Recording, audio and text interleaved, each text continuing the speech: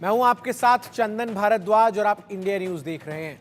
Israel में लोगों का जबरदस्त विरोध प्रदर्शन देखने को मिला है। बड़ी खबर आपको बता रहा हूं, जहां 6 बंधकों के शव मिलने के बाद लोग भड़क गए हैं और तुरंत युद्ध रोकने की मांग को लेकर लोगों का प्रदर्शन जो है वो सड़कों पर नजर आ रहा है। गाजा में बंधकों की हत्या से इजराइल में लगातार प्रदर्शन जो है वो देखने को मिल रहा है और प्रधानमंत्री बेंजामिन नेतन्याहू के खिलाफ लोगों में आक्रोश भरा हुआ है। नेतन्याहू के आवास के बाहर लोगों ने जमकर विरोध प्रदर्शन किया है। बंधकों की हत्या से इजराइल में भारी नाराजगी है और लगातार अब नेतन्याहू पर युद्ध विराम को लेकर दबाव जो है वो बनता हुआ नजर आ रहा है। युद्ध विराम की विफलता का आरोप लोग प्रधानमंत्री बेंजामिन नेतन्याहू पर लगा रहे हैं। तेल अवीव में आपको बता दें कि 7 लाख लोगों ने विरोध प्रदर्शन किया है और उसकी तस्वीरें आपके टेलीविजन स्क्रीन पर हैं। तो लगातार जिस तरीके से बड़ी संख्या में जो लोग हैं वो सड़कों पर उतरकर विरोध प्रदर्शन कर रहे हैं इस बात को लेकर कि जल्द से जल्द अब युद्ध विराम हो। आपको बता दूं कि 7 अक्टूबर को 1 साल पूरे हो जाएंगे इजराइल और हमास के बीच इस युद्ध को, लेकिन अभी भी जो बंधक हैं वो सभी सुरक्षित घर नहीं लौटे हैं और 6 बंधकों के तो शव जो हैं वो मिले हैं।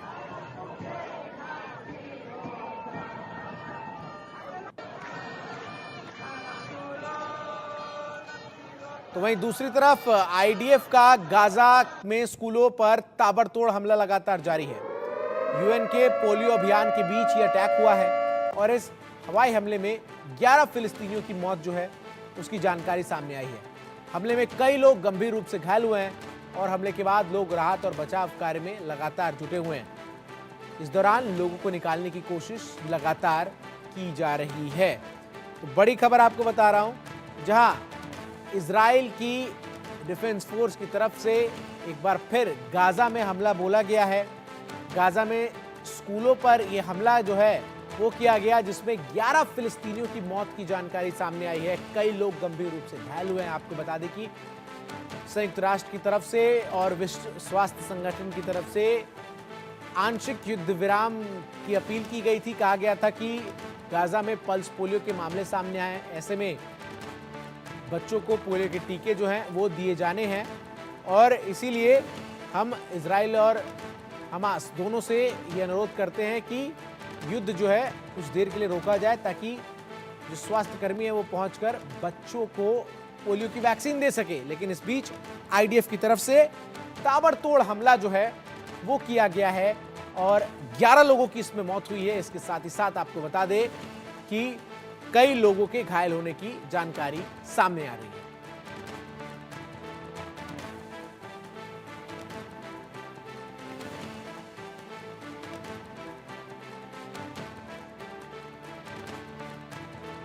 तो आइए अब आपको जरा बताते हैं कि हमास और इजराइल के युद्ध में अब तक क्या क्या हुआ है।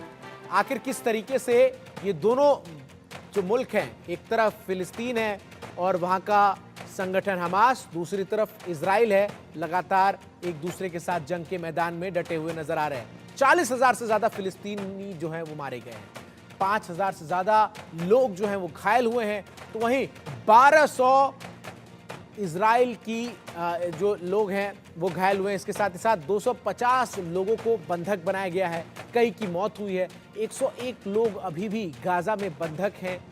20 लाख से ज्यादा लोग अपने घरों से विस्थापित हुए हैं। तो वहीं 11 महीने से हमास और इजराइल में ये खूनी जंग लगातार जारी है, लगातार हमले हो रहे हैं और 7 अक्टूबर 2023 को हमास ने इजराइल में हमला बोला था और तब से इस युद्ध की शुरुआत हुई है। 101 बंधक अभी भी जो हैं वो हमास के कब्जे में हैं। 6 बंधकों का शव जो है वो हाल ही में बरामद किया गया, जिसके बाद बड़ी संख्या में लोग तेल अवीव की सड़कों पर उतरकर विरोध प्रदर्शन करते हुए नजर आए। और अब बात इस चीज की हो रही है कि युद्ध विराम जो है वो किया जाए ताकि जल्द से जल्द जो बंधक लोग हैं वो सुरक्षित अपने घरों को वापस लौट सके। आज की इस चर्चा में हमारे साथ 2 खास मेहमान जुड़ रहे हैं जिनसे हम बात करेंगे और ये समझने की कोशिश करेंगे कि आखिर इजराइल और हमास के बीच जारी इस जंग को किस तरफ वो जाते देख रहे हैं और क्या युद्ध विराम की स्थिति बनती हुई अब नजर आ रही है, खासतौर पर तब जब बेंजामिन नेतन्याहू पर बहुत ज्यादा दबाव है। हमारे साथ मेजर जनरल रिटायर्ड जेकेएस परिहार जो कि डिफेंस एक्सपर्ट है जाने माने, वो जुड़ रहे हैं और साथ ही साथ हमारे साथ निपुण भी जुड़ रहे हैं जो कि विदेश मामलों के जानकार हैं। स्वागत है आप दोनों का हमारे साथ। और सबसे पहले निपुण, मैं आप ही से शुरू करूंगा सर। जिस तरीके से लगातार इजराइल और हमास के बीच की स्थिति नजर आ रही है और अब 1 साल होने को है और तेल अवीव में जितना बड़ा प्रदर्शन बीती रात देखने को मिला है, क्या युद्ध विराम बेहद नजदीक है आपके हिसाब से? देखिए, युद्ध विराम के बारे में तो कहना अभी थोड़ा सा जल्दीबाजी होगी, लेकिन निश्चित रूप से जो आपने कहा कि बहुत बड़ा प्रदर्शन है और निश्चित रूप से इजराइल सरकार बहुत दबाव में है, क्योंकि मुझे ऐसा याद आ रहा है कि ऐसा प्रदर्शन एक बार पहले भी हुआ था जब जुडिशरी का एक बिल आपको लेकर आया था कि जुडिशरी के जो बिल की जो जुडिशरी की जो पावर थी उसको कम करने को लेकर था। और जब इस प्रकार के प्रदर्शन हुए तो उस प्रदर्शन में इजराइल सरकार आपकी झुक गई थी। देखिए, इजराइल का अगर आप देखें पिछले कुछ सालों का अगर रिकॉर्ड देखें तो जब वहाँ पर ट्रेड यूनियन वगैरह हड़ताल करती हैं, इसके अलावा जो आपका लेबर एसोसिएशन है वो हड़ताल करती है और इसको जब सेना का समर्थन मिलता है तो ये जो हड़तालें होंगी, इस प्रकार की जो बातें होती हैं, तब सरकार दबाव में आती है। इस बार हुआ ऐसा ही है, जो हो रहा ही है कि जो रक्षा मंत्री हैं इस समय जो इजराइल के, यानी कि योव गैलांट, वो भी क्या है कि कहीं ना कहीं इन प्रदर्शन के समर्थन में है।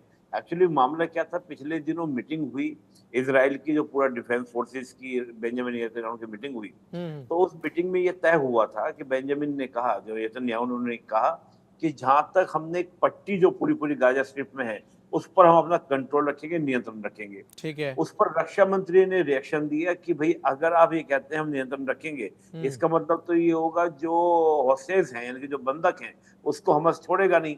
मामला यहीं से बिगड़ा। यहाँ से रक्षा मंत्री का जो सुर था वो बेंजामिन नेतन्याहू के अगेंस्ट क्रिएट हुआ। सेना भी अब जो है बेंजामिन नेतन्याहू के अगेंस्ट दिख रही है। नहीं तो हम बात करें, जो अगर हम पार्लियामेंट की बात करें तो वहां पे जो सांसद हैं, जिनको हम लोग बोल सकते हैं राइट विंग वाले जो सांसद हैं, वो तो बेंजामिन के साथ एकदम खड़े हुए हैं। लेकिन अब सेना और रक्षा मंत्री का अलग खड़ा होना तो निश्चित रूप से ये एक दबाव की स्थिति होगी। लेकिन यहाँ पर बात क्या है कि हमास इसको फायदे में उठाना चाहता है। देखिए, हमास ये बात समझ रहा है कि जैसे जैसे इजराइल सरकार के ऊपर दबाव बढ़ेगा तो वैसे वैसे हमारे लिए बार्गेनिंग करना क्या होगा, आसान होगा। और हमास की पूरा एक्शन इस प्रकार का आपको लगेगा कि हमास इसमें अब अपना फायदा देखने का प्रयास कर रहा है, पूरा लाभ लेने का प्रयास कर रहा है। जो ये 6 बंधकों को मारा गया, आप देखिए बंधक कब मारे गए, जब ये तब मारे गए जब सेना कार्रवाई करने के लिए जा रही थी। हमास को पता चला कि इस प्रकार सेना छुड़ाने के लिए आ रही है, तो उन्होंने उनको पॉइंट ब्लैंक यानी कि आपका हेड में उनको हिट किया है 6 बंधकों को। तो हमास भी बात को समझ रहा है कि पूरा प्रेशर में है। तो मामला इस प्रकार का है कि अब देखा जाए तो मुझे लगता है कि अब तक का सबसे बड़ा दबाव सरकार के ऊपर है। हो सकता है दबाव काफी कामयाब हो, काफी ज्यादा प्रेशर उसके ऊपर क्रिएट हो, लेकिन अब देखना ये है कि इजराइल सरकार और हमास के बीच में जो डायलॉग्स होने होंगे वो किस प्रकार से होंगे, हमास कैसे कंडीशन रखेगा और इजराइल कैसे उसको टैकल करेगा। ठीक है। मेजर जनरल जेकेएस परिहार भी लगातार हमारे साथ जुड़े हुए हैं। मेजर साहब, जिस तरीके से जब 7 अक्टूबर 2023 को हमास ने हमला किया तो उसके बाद जो इजराइल ने और खासतौर पर आईडीएफ ने रणनीति अपनाई, मैं खुद 18 दिन इजरायली डिफेंस फोर्स के साथ इस पूरे युद्ध को उस दौरान कवर कर रहा था, तो एक चीज जो ग्राउंड पर नजर आई वो ये थी कि आईडीएफ इस बार इस बात को लेकर पूरी तरीके से डिटर्मिनेड नजर आया कि हमास को हमें खत्म करना है, ऑल आउट ऑपरेशन जो है करना है। लेकिन 11 महीने हो चुके हैं और कमोबेश इजराइल और हमास की जंग की स्थिति भी वही हो चुकी है जो रूस और यूक्रेन की जंग की स्थिति है, जो लंबा खिंचता हुआ नजर आ रहा है। लेकिन अब जिस तरीके से चूंकि 6 बंधकों के शव बरामद किए गए और 7 लाख लोग तेल अवीव की सड़कों पर उतरे, तो कहीं ना कहीं दबाव बहुत ज्यादा बेंजामिन नेतन्याहू पर आपको नजर आ रहा है। और ऐसे में क्या कोई एक ऐसा फैसला वो ले सकते हैं जो कहीं ना कहीं इजराइल के कदम पीछे खींचने वाला एक फैसला हो सकता है? देखिए, जो इजराइल के प्राइम मिनिस्टर हैं वो एक कोएलिशन गवर्नमेंट चला रहे हैं। वहां पर जैसा अभी डिस्कशन में भी हुआ है कि डिफेंस मिनिस्टर अलग उसके आइडियोलॉजी के हैं, दूसरे हैं। वहां पर जो जिस तरह से लेबर यूनियंस और कूट हैं वो काफी इंटरवेंट करती है, तो इजराइल की इंटरनल पॉलिटिक्स जो है वो काफी टर्मोइल में है। नेतन्याहू इंटरनली भी अभी प्रेशर में है। इंटरनेशनल प्रेशर उनके ऊपर बाहर से चल रहा है। यूएस लगातार उनके ऊपर दबाव डाल रहा है कि आप जो है टेम्परेरी सीज फायर की तरफ अप्रोच करिए। इसराइल जो है इसमें बहुत ज्यादा तेजी से आगे नहीं बढ़ रहा है। वो पीस मीटिंग जो हुई है उसमें उन्होंने अपने डेलीगेट्स भी नहीं भेजे, जहाँ पे कि कैरो में ये इजिप्ट के अंदर कतार, इजिप्ट, अमेरिका, हमास उसमें थे, वहां भी ये नहीं गए। तो इनकी कोशिश यही रही है कि इसको किसी तरह से अवॉइड किया जाए। और जहां तक सवाल है कि हमास को आप पूरी तरह से एलिमिनेट कर देंगे, ये एक सिर्फ एक टेररिस्ट आउटफिट ही नहीं है, ये एक पॉलिटिकल मूवमेंट से निकला हुआ है। और झगड़े की जड़ वही है, जब तक आप वो सिचुएशन एक्सेप्ट नहीं होती है कि पैलेस्टीन एक इंडिपेंडेंट कंट्री हो और सेल्फ सस्टेन कंट्री हो। आज पैलेस्टीन का जो पूरा एक्साइल टाइप का है, वो यूएन के सपोर्ट के बिना पैलेस्टीन सरवाइव नहीं कर सकता है। पैलेस्टीन के अंदर जाने, आपको तो पता ही है, वहां आप जा नहीं सकते, इसराइल के थ्रू जाएंगे, वर्ल्ड की सारे जितने भी फंडिंग उनको मिल रही है वहां से जाएंगी। तो सिचुएशन काफी बहुत ही बुरी हालत में है। और ये जो पीस कीपिंग प्रोसेस का जो फेज आउट मैनर में उन्होंने करा है कि first deal, second deal, third deal, तो फर्स्ट और सेकंड डील जो है वो दोनों को एक मौका देती है कि रिस्पेक्टफुली दोनों आपस में विड्रॉ करें और सीज फायर हो। अब नेतन्याहू के ऊपर जो प्रेशर है, इंटरनेशनल प्रेशर लगातार बढ़ता जा रहा है। यूएन सिक्योरिटी काउंसिल का रिजोल्यूशंस भी है, अमेरिका में इलेक्शंस हो रहे हैं, यहूदी वोट बैंक काफी है। इसराइल को अमेरिका जो है वो नाराज नहीं कर सकता, मगर अरब कंट्रीज के भी काफी ज्यादा वोट्स और मुस्लिम्स के भी वहां पर यूएस में है। तो सिचुएशन जो है ये यूएस के लिए और यूनाइटेड नेशंस के लिए भी कैश 22 है।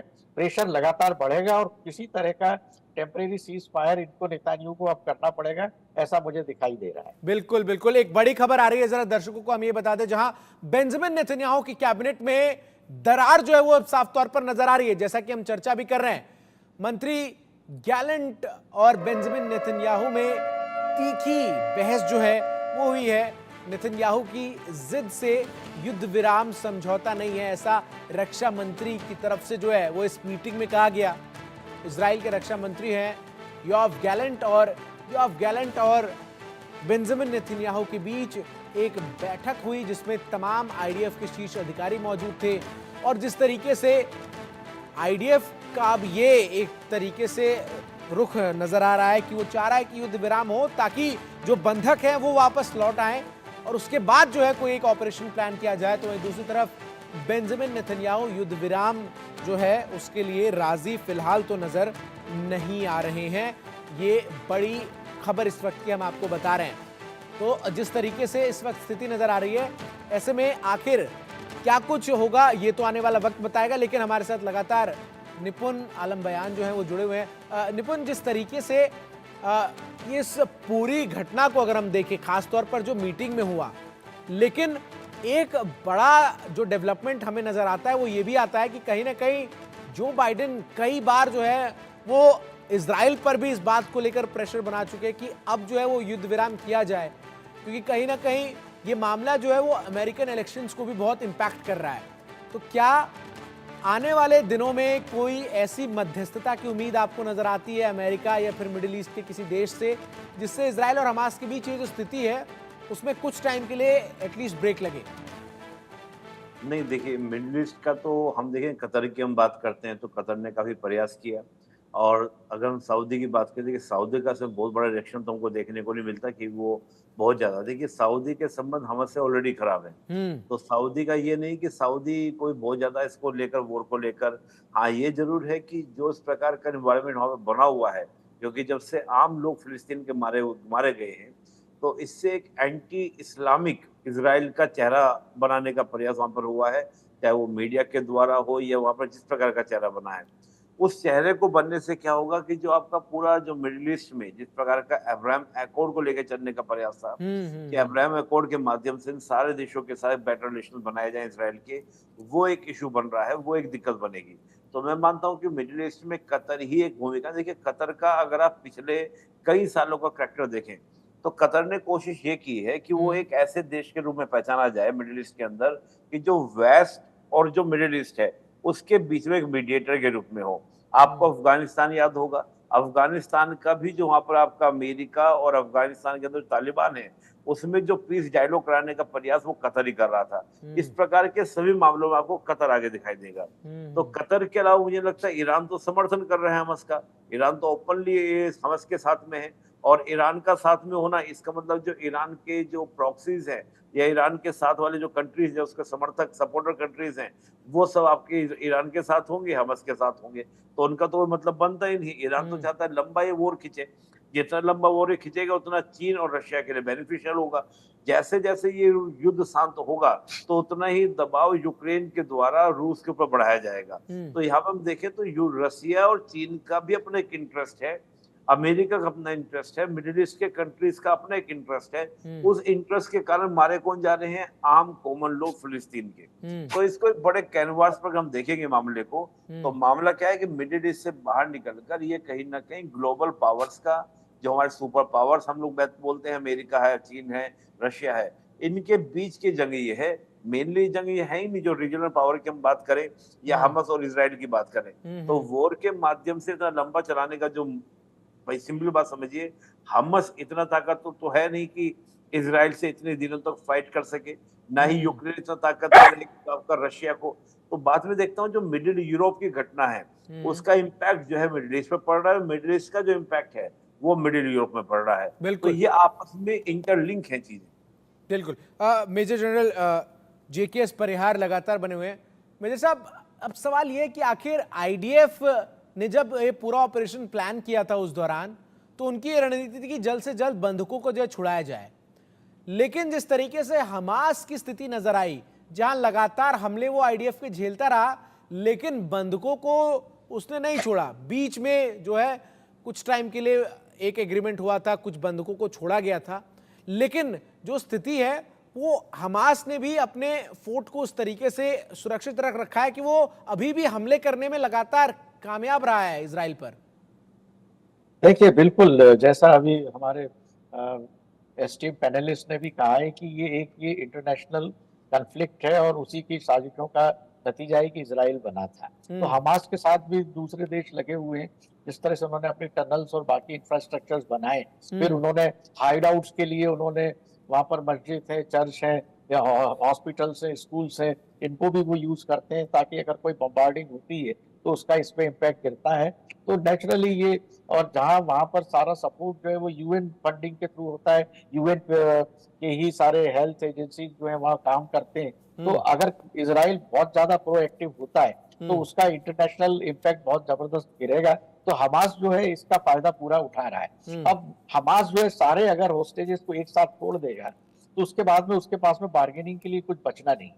और सबसे बड़ी झगड़े की जड़ ये है कि हमास इजराइल को रिकॉग्नाइज नहीं करना चाहता और इजराइल किसी भी हालत में फलस्तीन को रिकॉग्नाइज नहीं करता। हमास का आगे आना ही इस बात का रीजन रहा है कि इजराइल ने जो है फलस्तीन को जो उनके वाजिद हक है वो उनको नहीं दिए, और यही वजह थी कि जो माइल्ड टू मॉडेस्ट लीडरशिप फलस्तीन की थी वो वहां पर गाजा स्ट्रिप में सरवाइव नहीं कर सकी, और हमास को पॉलिटिकल पार्टी से तैयार होकर शुरू हुआ और उसका मिलिट्री विंग जो इतना स्ट्रांग हो गया है। तो सारी झगड़ा जो है वो इंटरनेशनल लिंक से रिलेटेड है। हमास का सर्वाइवल ही इसी पर है कि वो जो है हॉस्टेजेस को दबा के रखे ताकि वो उनसे नेगोशिएट कर सके और एक लॉन्ग स्टैंडिंग पीस प्रोसेस जो है वो एस्टैब्लिश हो पाए। बिल्कुल, एक बड़ी खबर जरा दर्शकों को बता दूं, जहां हमास ने प्रधानमंत्री बेंजामिन नेतन्याहू को चेतावनी दी है। ताबूत में कैद होकर जाएंगे सभी बंधक। खुलेआम ये चेतावनी जो है वो दी गई है। साथ ही साथ कहा है कि गाजा का क्षेत्र इजराइल को छोड़ना होगा, तभी बंधकों की रिहाई जो है वो संभव हो पाएगी। और जिक्र इस बात का भी कर दिया है हमास की तरफ से कि नेतन्याहू को सबक सिखा कर ही रहेंगे। तो एक साल बाद स्थिति जो है फिर से उसी तरीके से नजर आ रही है। तो वहीं एक और बड़ी खबर आपको बताऊं, जहां हमास की हरकतों से अब गुस्से में अमेरिका भी नजर आ रहा है और बाइडेन ने हमास को कड़ी चेतावनी दी है और कहा है कि हमास को भारी कीमत चुकानी पड़ सकती है। बंधकों में आपको बता दें कि एक अमेरिकी नागरिक की भी मौत हुई है। साथ ही साथ अभी भी हमास के कब्जे में 101 बंधक जो हैं वो हैं। सीधा अपने दोनों मेहमानों का मैं रुख करूंगा। निपुण सर, ये जो बंधक बनाए गए किस लिए बनाए गए, ये अब साफ तौर पर समझ आता है, क्योंकि अब जो बार्गेन की स्थिति में है वो हमास भी यहां पर नजर आ रहा है। वो साफ तौर पर बेंजामिन नेतन्याहू से ये कह रहा है कि आपने गाजा के जिन एरिया में इन्फिल्ट्रेट किया है, जहां पर आपकी सेना इस वक्त कैंप की हुई है, अगर आपको बंधक चाहिए तो आपको पीछे हटना पड़ेगा। देखिए, ये तो बात पहले से ही क्लियर थी कि इजराइल के जिन लोगों को बंधक बनाया गया उनके दो रीजन बनाने के मैं पहले से बोलता आया हूँ। एक तो उनको ह्यूमन शील्ड के रूप में यूज करना ठीक कि है। कल को अगर इजराइल की सेना की ओर से कोई बड़ा एक्शन होता है या कोई बड़ा आपका बड़े स्केल के बम वगैरह गिराए जाते हैं, तो इजराइल उसको डालते हुए सोचेगा 10 बार कि कहीं ऐसा ना हो कि हमारे जो होस्टेज बनाए हुए हैं उनके ऊपर वो बम ना गिर जाए, कोई स्ट्राइक हम लोग करें तो वो ना हो जाए। तो एक तरह से मैं मानता हूँ सिक्योरिटी शील्ड की तरह। और जो दूसरी बात अब आपने जो बोली, बिल्कुल सही बात है कि एक बार्गेनिंग का जो एक कहते हैं बार्गेनिंग का जो अपर हैंड रखने के लिए ये हमास ने इस काम के लिए पहले से एक सोची समझी प्लानिंग के थ्रू किया था। तो ये हमास उसमें कामयाब होता दिख रहा है। अब बात ये है कि देखिए, इजराइल का अगर आप 1948 से लेके आज तक का आप इजराइल का इतिहास देखें तो इजराइल ने हमेशा अपने आप को एक हार्ड पावर की तरह क्या किया, शो किया है। हमारे यहाँ पे कोई इंसिडेंट होती थी तो हम सॉफ्ट पावर की तरफ अपने आप को इंसिडेंट करते थे या अपना बिहेवियर करते थे, लेकिन इजराइल का हमेशा एक हार्ड पावर की तरह। बात यह है कि आज इजराइल अगर हॉस्टेज की वजह से घुटने टेकता है तो ये मुझे लगता है कि हमस हो, हिजबुल्लाह हो, होतीज हो, जितने भी प्रॉक्सीज ईरान के हैं, इनके हाथ में वो चाबी लग जाएगी कि अगर हम क्या करेंगे, इस तरह से इजराइल के लोगों को बंधक बना लेंगे तो हम जो चाहे कंडीशन इजराइल से बनवा सकते हैं। अब देखना यहाँ पर ये होगा कि इजराइल के जो पॉलिसी मेकर्स हैं वो इस परिस्थिति में किस प्रकार से हैंडल करते हैं। मैं जरा जेके परिहार सर का भी रुख कर लेता हूं। सर, आखिरी सवाल होगा कि जब मैं इजराइल में खुद मौजूद था तो उस दौरान वहां के आम लोगों का सेंटिमेंट साफ तौर पर यह था कि युद्ध जो है वो होना चाहिए और इस बार हमास के इस समस्या का समाधान ऑल आउट होना चाहिए, पूर्ण रूप से होना चाहिए। लेकिन अब जैसे जैसे ये युद्ध घिंचता हुआ नजर आया, साल हो चुके हैं, तो ऐसे में अब लोग सड़कों पर उतरकर कह रहे हैं कि युद्ध रोकिए और हमारे लोगों को सुरक्षित वापस लाइए।